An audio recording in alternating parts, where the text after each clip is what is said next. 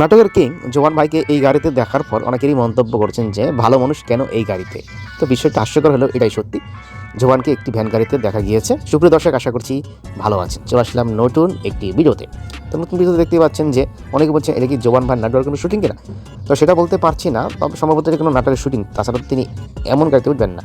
তবে অনেকেই বলছেন ভাইয়া আপনাকে এই গাড়িতে কিন্তু সেই লাগছে, আপনি এই গাড়িতে কিন্তু ভিক্ষাও করতে পারবেন, এমন কি বলছেন। তো এটা কোনো নাটকের শুটিং আমার সম্ভবত এটাই মনে হচ্ছে।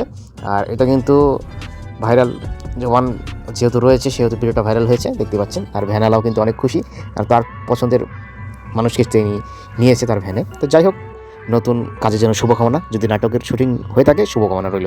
ধন্যবাদ সবাইকে।